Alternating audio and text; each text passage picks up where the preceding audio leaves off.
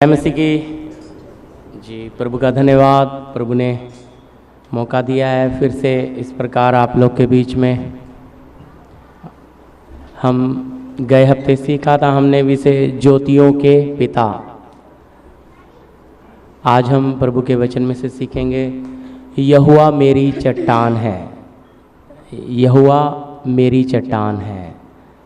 मैं जब रात प्रार्थना कर रहा था, प्रभु भी वचन आपके लोगों के लिए दो, लेकिन प्रभु का धन्यवाद आज प्रभु के दास भी हमारे बीच में आए हैं, प्रभु उन्हें लेकर आया। लेकिन भोजन जो दिया है मैं वही आप लोग के साथ बांटने वाला हूँ जो प्रभु ने दिया हमें, आपकी आत्मिक उन्नति के लिए है। अगर नीचे बैठने में किसी को तकलीफ है तो ऊपर बैठ सकते हैं, पैर में दर्द है नहीं करना जी। जी वचन मेरे साथ आप निकाल लीजिए, 2 शमूएल 22:2 जी। उसने कहा, यहोवा मेरी चट्टान और मेरा गढ़, मेरा छुड़ाने वाला। जी हालेलुया। देखिए वचन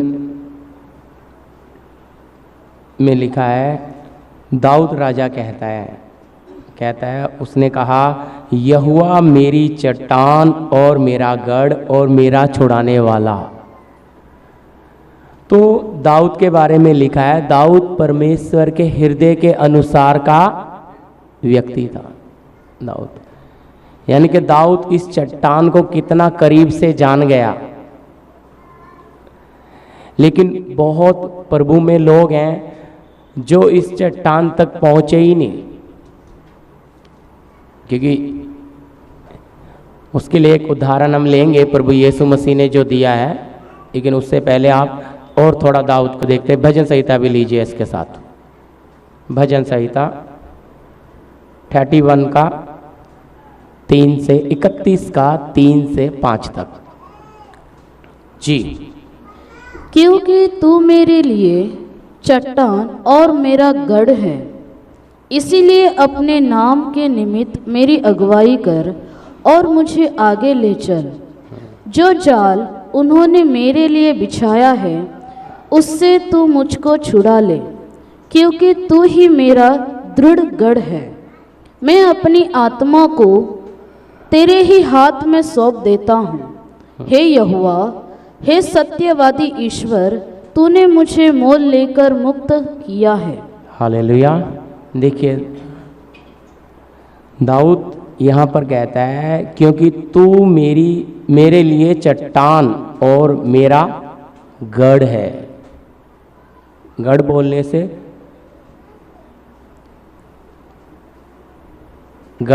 से जहाँ पे परमेश्वर वो स्थान या केंद्र, उस जगह पर हम तो चट्टान है। ये चट्टान आज जो प्रभु के लोग हैं, अच्छी तरह समझना, दाऊद जो प्रभु के हृदय के अनुसार का व्यक्ति, वो इस चट्टान को कैसे जान गया? क्योंकि ये वही चट्टान है जो इस्राएलियों के साथ चलता था, जिसके बारे में पौलुस भी लिखता है। इसी चट्टान से कौन पी रहे थे? इस्राएली पी रहे थे। इसके बारे में पौलुस खुलकर कहता है वो चट्टान, वो आत्मिक चट्टान कौन था? मसीह। तो आज प्रभु में तो बहुत लोग आ गए हैं, लेकिन इस चट्टान तक पहुंच नहीं रहे, पहचान में नहीं आ रहे। देखो एक उद्धार, एक दृष्टांत यीशु मसीह ने दिया है। पढ़िए मेरे साथ लूका रचित शुभ समाचार उसका 6 अध्याय 47 से 49 तक। ये हम समझेंगे, आप अपने अंदर की हम हालत देखेंगे आज जी। जो कोई मेरे पास आता है और मेरी बातें सुनकर उन्हें मानता है, मैं तुम्हें बताता हूँ कि वह किसके समान है। वह उस मनुष्य के समान है जिसने घर बनाते समय भूमि गहरी खोदकर चट्टान पर नींव डाली, और जब बाढ़ें आई तो धारा उस घर पर लगी, परंतु उसे हिला न सकी, क्योंकि वह पक्का बना था। परंतु जो सुनकर नहीं मानता, वह उस मनुष्य के समान है जिसने मिट्टी पर बिना नींव का घर बनाया, जब उस पर धारा लगी तो वह तुरंत गिर पड़ा और गिरकर उसका सत्यानाश हो गया। जी देखिए, यहाँ पे यीशु मसीह घर बनाने वाले दो मनुष्यों का दृष्टांत देता है। और वचन में लिखा है हमारे बारे में, पतरस कहता है हम जीवते पत्थर के समान परमेश्वर का आत्मिक घर बनते जा रहे हैं। तो हमें भी पत्थर बताया गया है, पर कोने के सिरे का पत्थर कौन है? प्रभु यीशु मसीह। तो अच्छी तरह समझना, मसीह जीवन में अगर आगे बढ़ना है, आत्मिक जीवन में बढ़ना है, तो हमें उसकी पहचान में आना जरूरी है। यीशु मसीह कहते हैं जो कोई मेरे पास आता है और मेरी बातें सुनकर उन्हें मानता है, वह उस मनुष्य के समान है। किसके? जिसने क्या किया? वह उस मनुष्य के समान है जिसने भूमि क्या की? गहरी खोद कर चट्टान पर नींव डाली। ये खुदाई बहुत लोग आलसीपन करते हैं, मसीह जीवन आत्मिक जीवन में खुदाई करते नहीं, मसीह तक नहीं जाना, रेत पे ही अपना जीवन रीति रिवाज में ही सीमित हो जाना। क्योंकि अंदर खुदाई करेंगे तो क्या होगा? अच्छी तरह समझना, आत्मिक जीवन में जब आप खुदाई करेंगे चट्टान तक जाने के लिए, उस ठोस, जैसा मैं आपको उदाहरण देता हूं, भी इंजीनियर अगर उसने बिल्डिंग बनानी है तो पहले ठोस जगह देखता है, वहां तक खुदाई करता है जब तक नीचे पत्थर या चट्टान ना आ जाए। तब चट्टान आ जाएगी तब वो बुनियाद रखता है। लेकिन बहुत प्रभु में लोग हैं, रीति रिवाज वो काफी नहीं है प्रियो, वो रेत है। अगर आपको प्रभु मिला नहीं है, आप उसकी पहचान में नहीं आए, आपका बुनियाद, आपका विश्वास प्रभु यीशु मसीह पर पूरा नहीं है। हम गीत गा रहे थे हैं? तो प्रभु अगर वास्तव में चट्टान है तो उस चट्टान पर हमारे पैर मजबूत हैं या खाली हम भजन गाते हैं बस? पैर कितने मजबूत हैं हमारे? या समस्या आते हम डगमगाते हैं, बीमारी आ जाए, कष्ट आ जाए, क्लेश आ जाए, हमारे अंदर वो घबराहट क्यों? क्योंकि पैर कहाँ है? चट्टान पर। मसीह जीवन में बहुत लोग खुदाई नहीं करते, बस प्रार्थना में आएंगे, जितना पास्टर जी ने बता दिया सुनेंगे, बाकी टाइम पे उन्हें कोई मतलब नहीं। जबकि उनका व्यक्तिगत अपना जीवन प्रभु के साथ एक होना है, तो उन्हें क्या करना है? अपने जीवन में पहली बात यीशु क्या बोल रहा है? जो कोई मेरे पास क्या करे? 47 पढ़ रहा हूं, जो कोई मेरे पास आता है और मेरी बातें सुनकर उन्हें मानता है। मानने वाला व्यक्ति क्या करेगा? अपने जीवन से अंधेरे वाली बातें निकालना शुरू करेगा। वो है खुदाई। जब हम मिट्टी खोदना शुरू करते हैं तो देखो कुछ जगह पे गंदगी निकलती है, जड़ें निकलती हैं, निकलते निकलते फिर रेतली मिट्टी आएगी, फिर जाके कहीं ठोस। इसी तरह जब आप अपने जीवन में अंदर देखेंगे तो आपको बहुत बातें नजर आएगी मसीह की तरह। जी मसीह कहाँ है? पौलुस कुरिन्थी की कलीसिया को कहता है तुम अपने आप को जांच कर देखो, मसीह तुम्हारे अंदर है कि नहीं। अगर नहीं है तो तुम जांच में निकम्मे शब्द लिखा है, अंदर मसीह नहीं है। क्यों नहीं है? क्योंकि अंदर संसार की बातों को, संसार को ज्यादा महत्व दिया, प्रभु को सिर्फ रीति रिवाज तक सीमित। देखिए बहुत अच्छी बात है, हम परमेश्वर हमें अलग अलग जगहों से, अलग अलग हालात से निकाल ले आया है, पर अपने पुत्र की पहचान में लाना चाहता है। हम कितना उसकी पहचान में बढ़ गए। आज भी हमें ऐसा ही महसूस होता है कि हम रीति रिवाज ही कर रहे हैं। क्यों? उसकी शक्ति के बारे में पढ़ते हैं, उसकी सामर्थ्य के बारे में पढ़ते हैं, उसके बड़े बड़े कामों, लेकिन हमारे जीवन में क्या? हमारे जीवन में कितना? मैं जब रात को ये वचन 1:30 बजे लिख रहा था तब मैं विचार कर रहा था प्रभु क्या क्या संदेश है, क्योंकि नया साल आ रहा है, ये साल खत्म हो रहा है, लोग कितना समर्पण में आगे चलेंगे, आगे उनके लिए क्या यही रीति रिवाज? क्योंकि हमें रीति रिवाज में नहीं रहना प्रियो। पहली सदी के लोगों को देखो, जिन्होंने अपना सब कुछ छोड़कर, वचन में लिखा है मार खाते खाते मर गए, छुटकारा नहीं चाहा। आज लोग छुटकारे के पीछे। याद रखना, वो संत जो मार खाते खाते मर गए लेकिन छुटकारा नहीं चाहा। क्यों? वो अनंत जीवन के लिए, उनकी जो मन था, उनका जो दृष्टि थी, उस जीवते परमेश्वर तक उसे पाना है। आज लोग सोचते हैं शरीर का छुटकारा हो जाएगा तो क्या हो जाएगा, प्रभु हमें राहत दे देगा। वो छुटकारा नहीं है। उस नरक की आग के बारे में सोचिए, जो वचन में लिखा है परमेश्वर ने शैतान और उसके दूतों के लिए बनाई है। उस नरक की आग से बचना है तो हमें अपने बनाने वाले की पहचान में आना है, उसकी योजना को जानना है। बहुत लोग वचन सुनते हैं लेकिन मानते नहीं, प्रार्थना करवाते हैं, आराधना में आते हैं लेकिन चलते नहीं। वह अपने आप को ही धोखा दे रहे हैं, क्योंकि वो जीना नहीं चाह रहे। प्रभु को क्यों मान रहे हैं? फिर मानने का कारण यह, शांति मिल जाती है, अच्छा लगता है, लेकिन ये काफी नहीं है। आपको अपने जीवन के अंदर क्या करना पड़ेगा? इन संसार की सारी बातों को निकाल कर वो खुदाई करनी शुरू करनी पड़ेगी। बहुत लोग हैं जो क्या नहीं करते, आलसीपन है। वो रीति रिवाज में ही खुश होते हैं कि बस संडे के दिन आ गए, एक दिन प्रार्थना करनी है, बाकी दिन पास्टर आएगा, कोई हाउस प्रेयर हो गई, ठीक है, नहीं तो बस अपनी दुनिया में जीते, अपनी मन मर्जी में चलते रहे। पर ये काफी नहीं है, काफी नहीं है।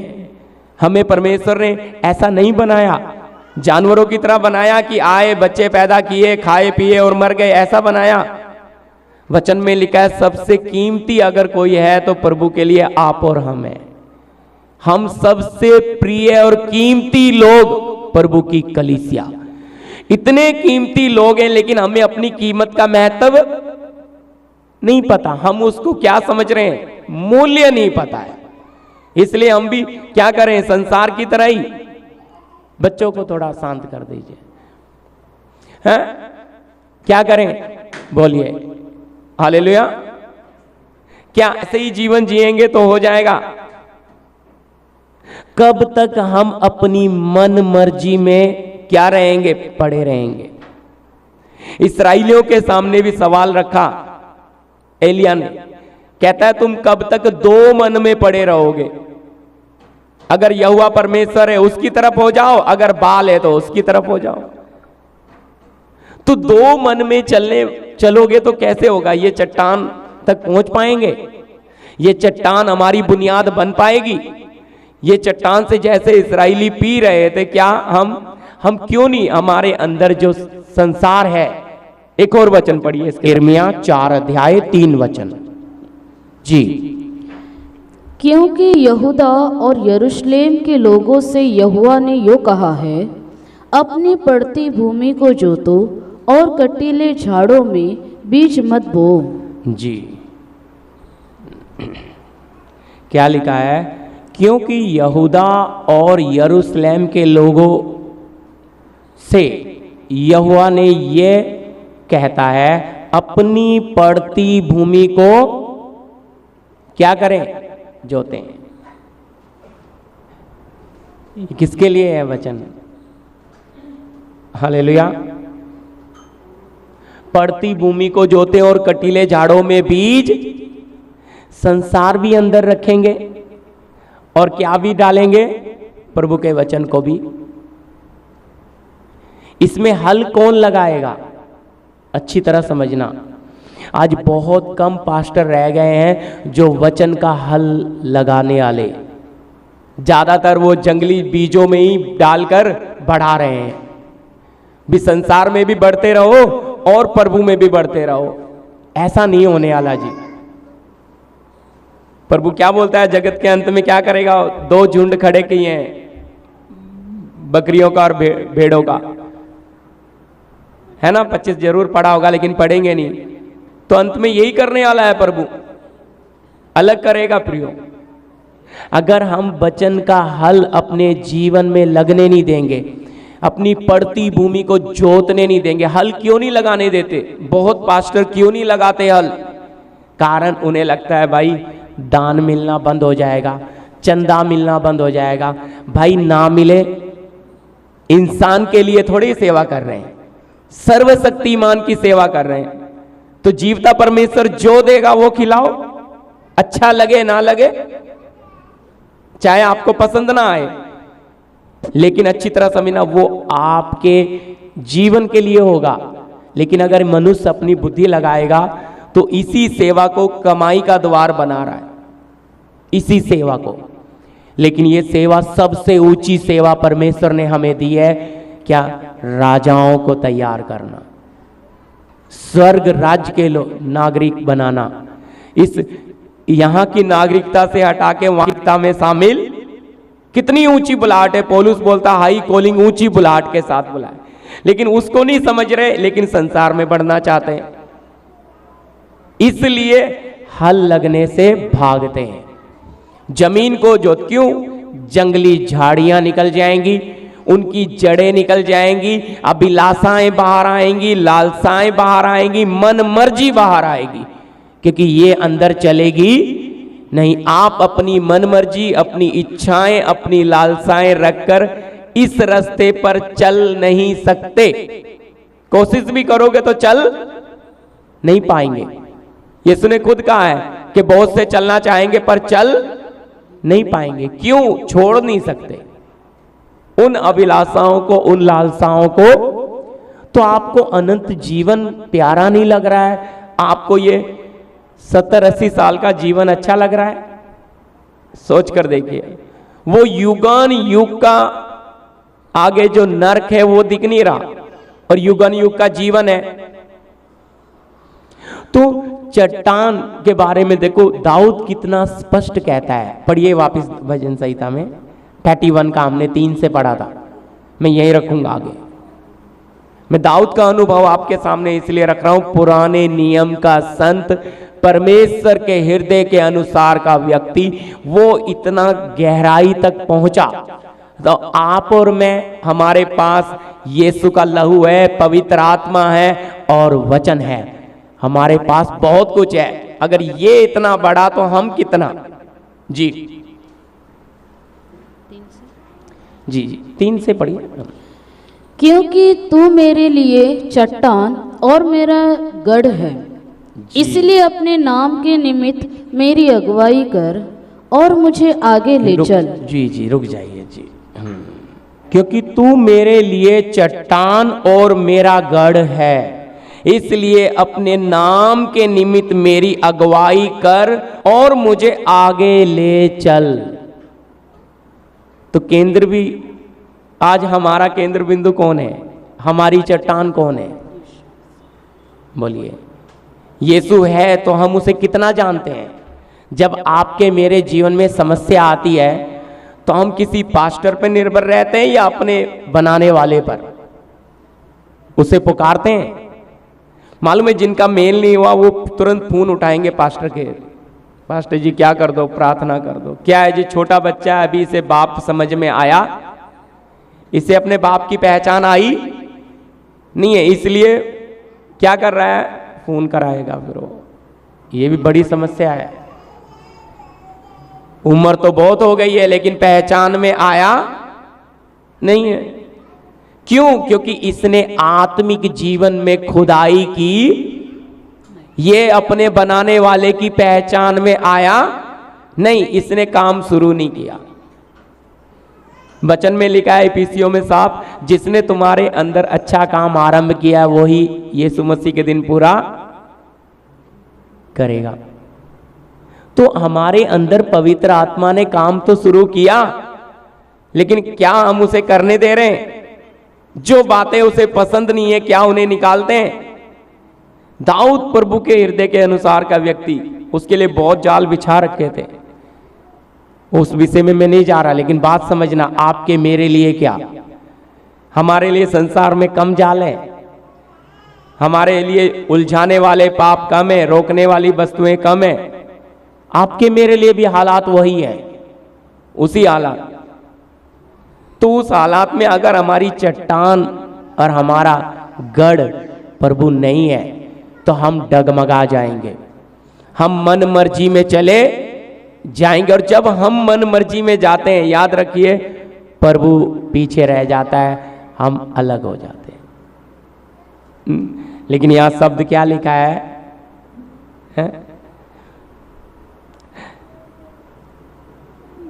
अपने नाम के निमित्त मेरी अगुवाई कर और मुझे आगे ले चल। जब तक आत्मा आगे नहीं लेके जा रही, दाऊद देखो कितना वो चाह रहा है, प्रभु की आत्मा ही मुझे आगे लेकर तेरे नाम के निमित्त मेरी अगुवाई कर। आज हम अपनी मन मर्जी में चलेंगे, प्रभु हमें बोले ना बोले, हमें क्या करना है? सबसे पहले अपनी बुद्धि अपनी समझ लगाएंगे, अपना फायदा देखेंगे। प्रभु को अच्छा लगे ना लगे, हमें अच्छा लगना चाहिए। लेते हैं प्रभु की अगुवाई या सोचते हैं कि प्रभु क्या हमें जाना? हमें वो 2 पैसे ज्यादा नजर आते हैं, लेकिन जब 4 चले जाते हैं तो समझ में आता आपका समय भी चला गया, आपकी ताकत भी चली गई, आपका पैसा भी चला, हाथ में कुछ नहीं रहता। प्रियो, इस संसार का जो ईश्वर है वो क्या करता है? आपका समय भी खाता है, आपकी ताकत खाता है, आपका पैसा लूट लेता है। क्यों?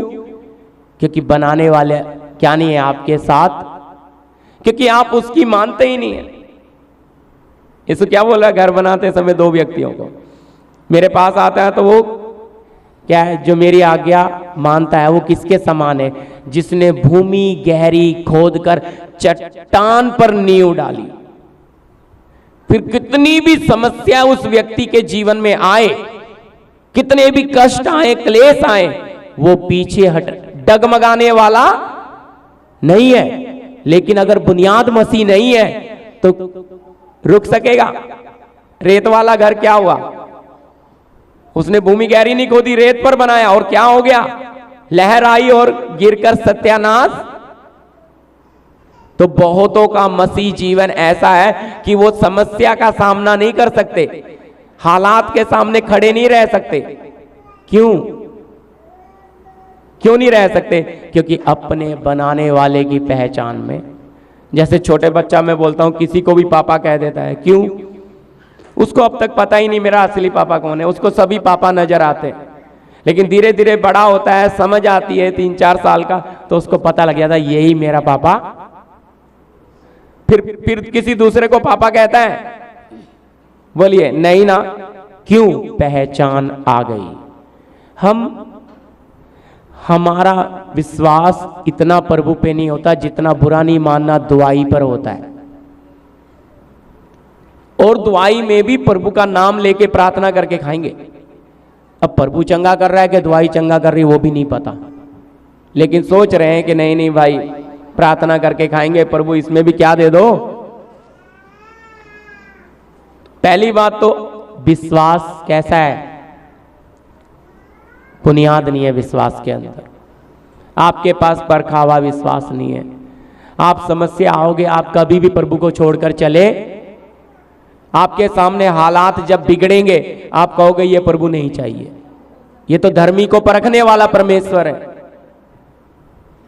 सोच कर देखिए, जब ये इसकी कृपा दृष्टि आप पर आएगी तो क्या होगा? वचन में लिखा है जीवते परमेश्वर के हाथ में पड़ना भयंकर है। ये जब हमें अपने हाथ में लेता है तो बनाकर ही, जैसे कुम्हार मिट्टी हाथ में लेता है तो मिट्टी सवाल कर सकती है क्या? फिर जब हम उसके हाथ में जाएंगे सवाल कर सकते हैं। मालूम है सवाल कब नहीं करते? जब उसे जान गए। हमें पता है जो भी करेगा अच्छा ही करेगा। लेकिन पहचान नहीं है तो लगेगा ये परमेश्वर को ही शैतान बोलने में आप डरेंगे नहीं। आप कहोगे अरे ये बीमारी तो बढ़ती जा रही है, लगता है ये शैतान कर रहा है। अरे ये समस्या तो बढ़ती जा रही है। ये नहीं समझ में आ रहा वो समस्या बढ़ रही है, बाहर आ रही है तो खत्म हो रही है। आप आत्मा में बढ़ें, आप आत्मा के बल से चलें। लेकिन बहुतों के अंदर चट्टान नहीं है, उनका विश्वास खोखला है जी। रेत पर बना हुआ विश्वास है, तो वो क्या चलेंगे? चल नहीं सकते इस रास्ते पर। क्यों नहीं चल सकते इस रास्ते पर? क्योंकि वो सिर्फ रीति रिवाज में जीवन बिताना चाहते हैं, प्रभु के साथ व्यक्तिगत जीवन जोड़ना, व्यक्तिगत रिश्ता बनाना नहीं चाह रहे। तो व्यक्तिगत रिश्ते बनाने की भी वजह है, बनाने की वजह है संसार से प्यार करते हैं। क्या करते हैं? संसार की बातों से, उसकी वस्तुओं से प्यार करते हैं, उसे छोड़ना नहीं चाहते। और जब उसे छोड़ना नहीं चाहते तो परमेश्वर के साथ एक हो नहीं सकते। हालेलुया। जैसे एक मयान में 2 तलवारें नहीं रह सकती, ऐसे ही आप परमेश्वर और संसार दोनों को अपने जीवन में लेकर चल, आपका जीवन भारी हो जाएगा, आप चल नहीं पाओगे। आपसे प्रार्थना, बहुत लोगों से प्रार्थना ना होने का कारण यही है, संसार भरा पड़ा है। प्रार्थना शब्द नहीं आते उनसे, प्रार्थना करने बैठेंगे नींद आएगी, वचन पढ़ने बैठेंगे नींद आएगी। कारण क्या है? संसार भरा पड़ा है, वो खाली नहीं करना चाह रहे। और फिर अच्छी तरह समझना, अब सेवक भी ऐसे कम हो गए जो क्या नहीं लगाते, वचन का हल नहीं लगाते। आए आत्मिक पिता के पास आए हो तो आत्मिक पिता से मेल होना जरूरी है। या संसार में से निकलकर आए, शारीरिक हालत में थे, आज भी शारीरिक हालत में जीना चाहते हो। और वचन में साफ लिखा है, शारीरिक मनुष्य परमेश्वर को पसंद नहीं कर सकता है सर, क्योंकि आत्मिक में चलने के लिए क्या नहीं है, समर्पण बहुत कम लोग करते हैं। विश्वास बड़ा दिखाएंगे लेकिन समर्पण में 0। समर्पण की बात आएगी तो पीछे कदम खींच लेंगे, नहीं थोड़ा और समय दे दो, हाँ, थोड़ा और समय दे दीजिए ताकि हम क्या करें, अभी और पक्के हो जाएं। भाई कितना समय लेंगे समर्पण के लिए? आप कहेंगे जी नहीं, थोड़ा समर्पण, प्रभु को और जानेंगे। प्रभु को जानने के लिए सबसे बड़ी रुकावट आपका मन है। आपके मन में अभी भी क्या भरा हुआ है? संसार। इसलिए वहां मैंने आपको पढ़ाया, यहूदा क्या बोल रहा है, अपनी पड़ती भूमि को जोतो और कटीले झाड़ों में बीज। क्यों? अंदर क्या पड़े? कटीले झाड़, संसार वाली, उसमें आप वचन डालोगे वो बढ़ेगा, वो निकालना पड़ेगा जी। आपको अच्छा लगे ना लगे, आपको संसार वाली रीति बातों को आपको खुद निकालना पड़ेगा अपने हाथ से।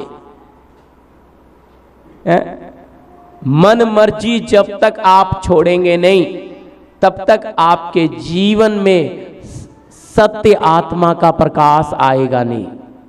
क्योंकि मन मर्जी करना ही क्या है? पाप है, वचन के अनुसार है।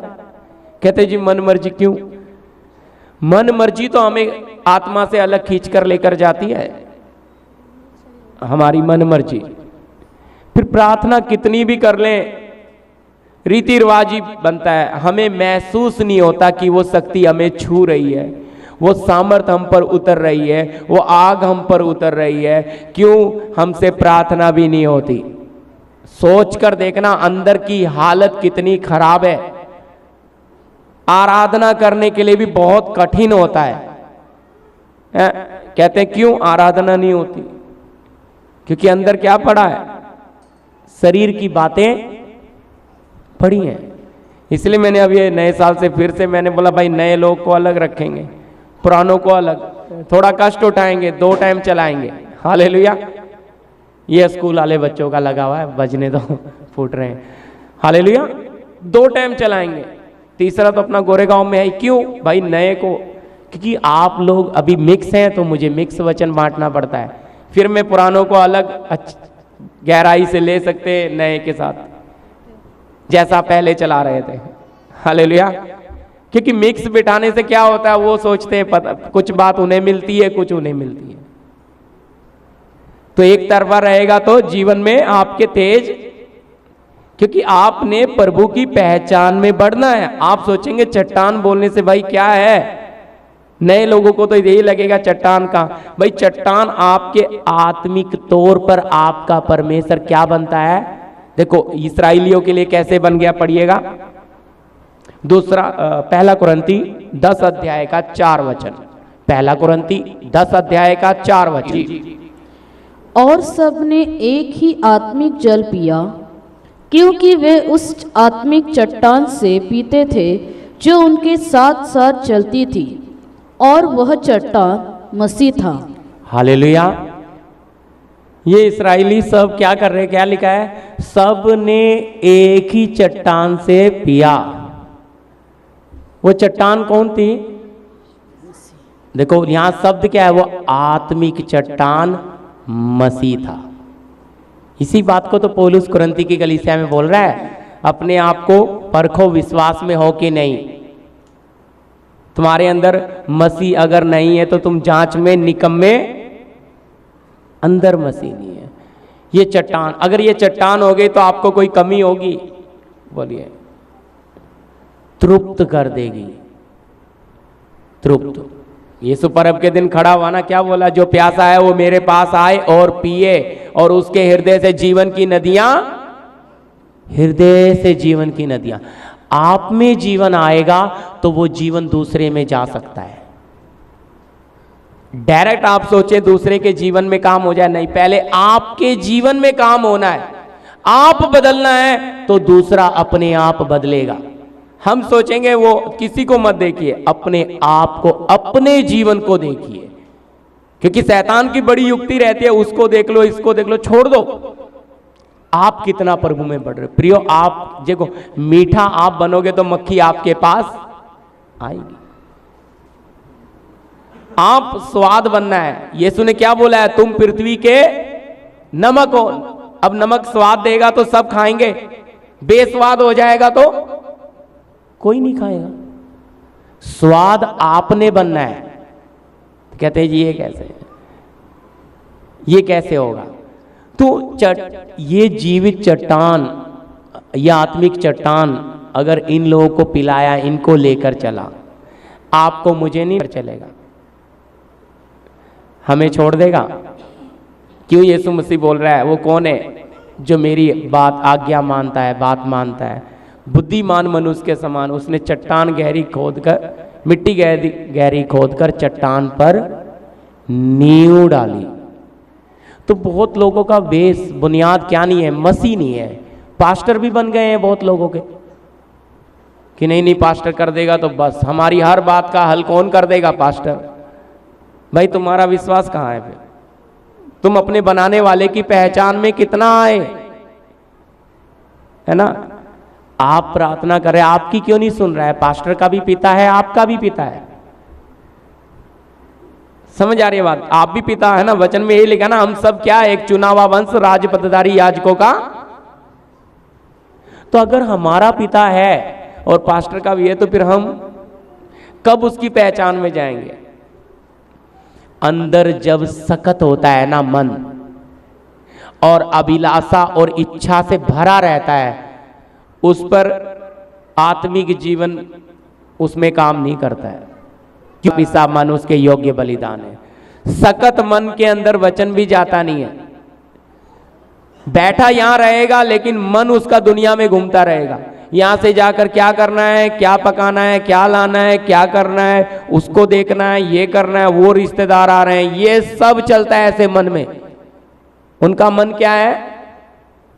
और जो टूटा होता है, जिसने जीवन में संघर्ष किया है, कष्ट उठाए, वो पिता के सामने नम्र होकर बैठा है, उसमें बीज गिरता है जीवन का। इसलिए ये वचन जो आप सुनते, यही है ताकत, यही है छुटकारा, यही है सामर्थ। अब देखो आप यहाँ कितनों के लिए मैं ज्यादा प्रार्थना करता हूँ, वचन ही खिलाता हूं। क्यों? ये वचन आपको बल देगा, ये वचन आपको ताकत देगा, ये वचन आपको आपके बनाने वाले की पहचान में लेकर जाएगा। तो वचन आप खा रहे हैं तो उसमें से ये भी, जैसे खाना खा रहे हैं तो कुछ लोग का हाजमा ठीक नहीं होता, उनको खाना शरीर में लगता ही पर कुछ लोग थोड़ा खाते हैं लेकिन बड़े तंदुरुस्त हो जाते हैं। क्यों? इसका मतलब हर एक का अपना अपना पाचन क्रिया की बात है। इसी तरह आपकी समता कितनी है, आप ये वचन तो सुनते हैं, उसके अनुसार कितना जीने के लिए समर्पित करते हैं। इसलिए वचन सुनने वाले नहीं, वचन पर चलने वाले बनना है। वैसा बनना है तो क्या करना पड़ेगा? जीवन को प्रभु के हाथों में देना पड़ेगा।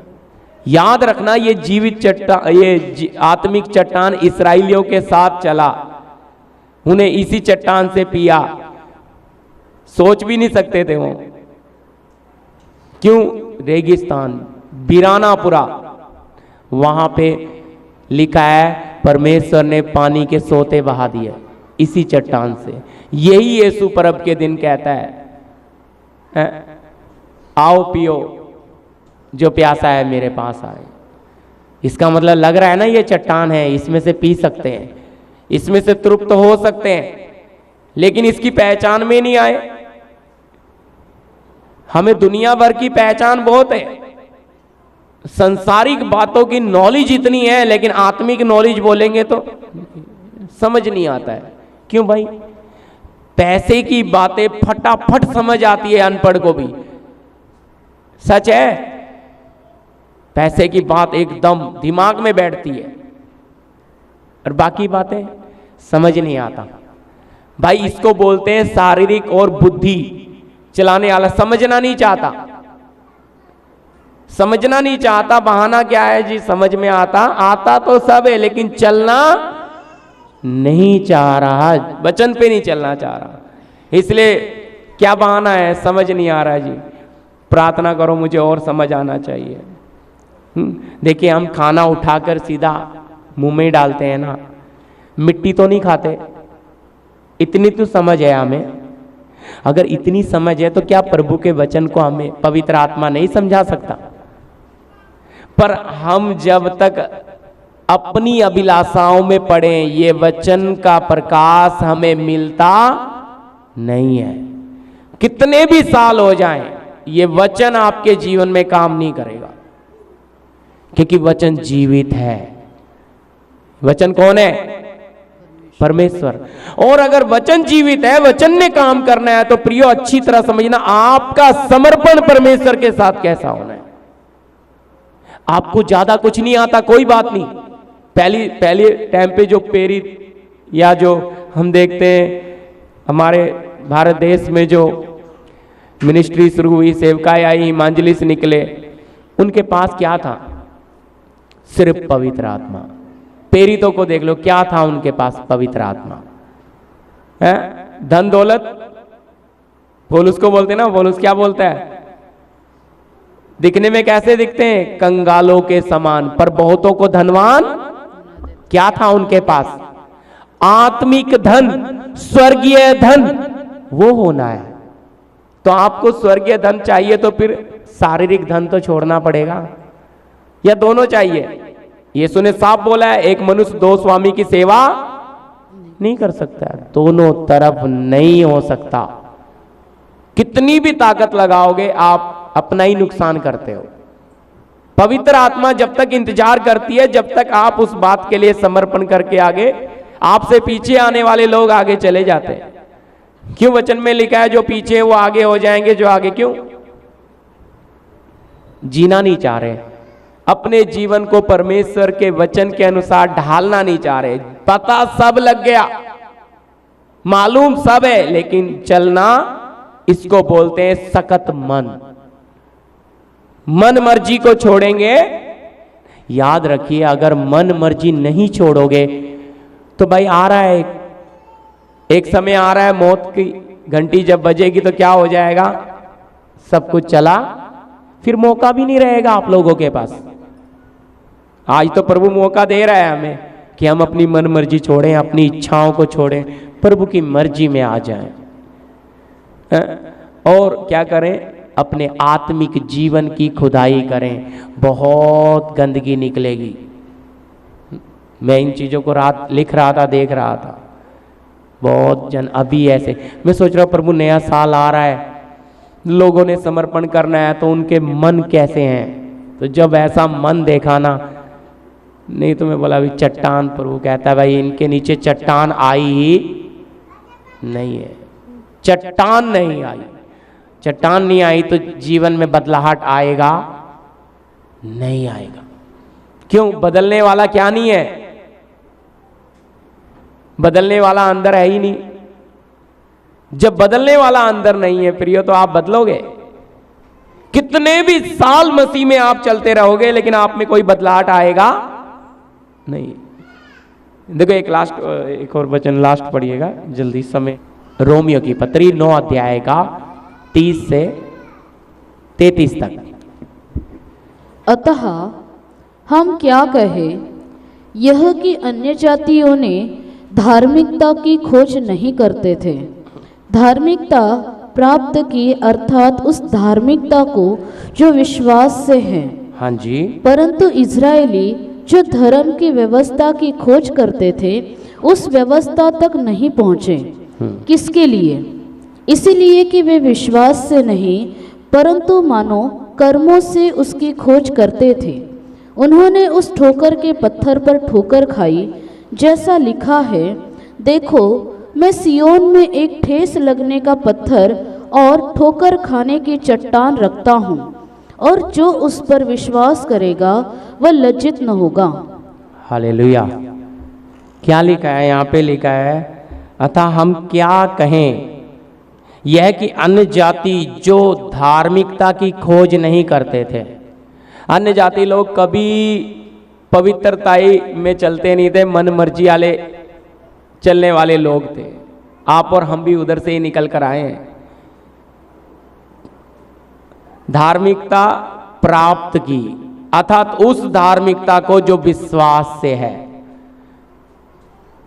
लेकिन आगे सुनिए 31, परंतु इस्राएली जो धर्म की व्यवस्था की खोज करते थे और व्यवस्था तक नहीं पहुंचे। इस्राएलियों को व्यवस्था मिली मूसा के द्वारा, ये इस व्यवस्था से चलते थे, बड़ा अपने आप को पवित्र जीवन जी रहे थे। रीति रिवाज करते करते इस्राएली इतने पक्के हो गए कि उनका बनाने वाला उनके बीच में आ गया, उनको पहचान नहीं आ रही। हालेलुया जी। इस इस्राएली क्या नहीं कर रहे थे? यहां क्या लिखा है 31 में? परंतु इस्राएली जो धर्म की व्यवस्था की खोज करते थे और उस व्यवस्था तक नहीं पहुंचे। इस्राएलियों को मैंने आपको बताया मूसा के द्वारा व्यवस्था दी गई थी। ये इस व्यवस्था में चलते रहे, रीति रिवाज पक्का करते रहे, लेकिन व्यवस्था देने वाला आ गया, उसको पहचाना। इसलिए यीशु मसीह वचन यूहन्ना में हम पढ़ते हैं, वह अपने घर आया, उसके अपनों ने उसे ग्रहण नहीं किया। नहीं किया प्रियो ग्रहण उसे। क्यों नहीं किया? रीति रिवाज में पक्के हो गए। विश्वास ही नहीं कर रहे कि गलील से कोई अच्छी चीज आ सकती है। वो तो भविष्यवाणियों में विश्वास कर रहे हैं, ज्ञानी बहुत थे, लेकिन यीशु पर विश्वास नहीं कर पाए। अन्य जाति जो धार्मिकता पवित्रताई की खोज नहीं कर रही थी, वो कैसे पहुंच गई? मात्र विश्वास। आपने और हमने क्या किया है? सिर्फ यीशु मसीह पर विश्वास किया कि वो हमारे लिए मारा गया, हमारे लिए गाड़ा गया, हमारे लिए तीसरे दिन जी उठा। लेकिन ये लोग रीति रिवाज करते रहे, ये विश्वास कर नहीं पाए। आगे पढ़िए 32। क्यों नहीं कर पाए? किस लिए? किस लिए? इसलिए कि वे विश्वास से नहीं, हाँ, वो विश्वास से नहीं, मानो कर्मों से उसकी खोज करते वो थे। परमेश्वर को रीति रिवाज में ले आए, मानो कर्मों से जी उसकी खोज करते थे। उसकी खोज करते थे। उन्होंने उस ठोकर के पत्थर पर ठोकर खाई, उन्होंने उस ठोकर के पत्थर पर ठोकर खाई, जैसा लिखा था, हाँ, देखो मैं सियोन में एक ठेस लगने का पत्थर हाँ, और ठोकर खाने की चट्टान रखता हूँ, और जो उस पर विश्वास करेगा वह लज्जित न होगा। हालेलुया। ये इस्राएलियों के लिए क्या बन गया? यहूदियों के लिए परमेश्वर सियोन में भी ठोकर की चट्टान। उनके लिए, क्योंकि वो आया उसको पहचाना नहीं, रीति रिवाज में इतना पक्के थे। यीशु उनको साफ कहता था, हे शास्त्री फरीसियों, चूना फिरी हुई कब्र के समान, अंदर सड़ा हुआ मुर्दा है। तो पर प्रियो, आपको मुझे, हम अन्य जातियों के लिए परमेश्वर ने दरवाजा खोला। जब उसके अपनों ने उसे ग्रहण नहीं किया, हमारे लिए मौका, हमने विश्वास किया। तो विश्वास ही के द्वारा आपका मेरा उद्धार होता है, विश्वास ही के द्वारा हम उसके बेटे और बेटियां बनते हैं। तो विश्वास ही के द्वारा हम उसे पिता कहकर बुला रहे हैं। तो ये सौभाग्य, इसलिए विश्वासियों का पिता कौन बना है? अब्राहम। हाँ, तो इतना ऊंचा हमें सौभाग्य दिया इसराइलियों के लिए, तो ये चट्टान ठोकर बन गया। लेकिन आपके मेरे लिए सियोन में ये क्या बनना है? प्रभु यीशु। हमारे लिए भी ठोकर बनना है। हमें तो मौका मिला है, हम प्रार्थना कर सकते हैं कि नहीं प्रभु हमें क्या करो, हमें बदलना है। मैं जब ये वचन लिख रहा था, मैं यही प्रार्थना, प्रभु इस अंदर की हालत को आप भाई बहनों को बदलो, क्योंकि ये अगर काई ऐसे पड़ी रहेगी जमी, तो ये तो कभी अंदर पहुंचेंगे नहीं चट्टान तक। ये अपने बनाने वाले से इनका मेल नहीं होगा, तो मेरी मेहनत भी व्यर्थ हो जाएगी। हालेलुया। क्योंकि मैं जो आप लोगों के पीछे प्रभु सौभाग्य दे रहा है, आ रहा हूं, मेहनत कर रहा हूं, तो इसका प्रतिफल मुझे भी कुछ मिलने वाला। क्योंकि याद रखिए, एक एक जीवता पत्थर तैयार होगा सियोन के लिए। तो वो तैयारी पवित्र आत्मा खुद। इसलिए एक लास्ट वचन और पढ़ दीजिए, प्रार्थना करेंगे फिर जल्दी जी। प्रभु समझने के लिए बहुत बार पढ़ा है, लेकिन फिलिप्पी 2:12 प्रार्थना करेंगे फिर जी जी। इसीलिए हे मेरे प्रियो, जिस प्रकार तुम सदा से आज्ञा मानते आए हो, वैसे ही अब भी न केवल मेरे साथ रहते हुए, पर विशेष करके अब मेरे दूर रहने पर भी डरते और कांपते हुए अपने अपने उद्धार का कार्य पूरा करते जाओ। क्या लिखा है? डरते और कांपते हुए अपने अपने उद्धार का काम। बहुत प्रिय लोग हैं, मैं क्यों ज़्यादा नहीं जाना, हम अपने आप को भी आज जांच कर देखें। क्या हम परमेश्वर के वचन के सामने डरते कांपते अपने जीवन में उद्धार के काम को पूरा कर रहे हैं? क्या आप में और मुझ में उसका रूप आ गया? क्या उसका स्वभाव आ गया? क्या उसका नेचर आ गया? क्या उस जीवते परमेश्वर को हम करीब से जान गए? क्या उसके साथ हमारा वो मेल हो गया?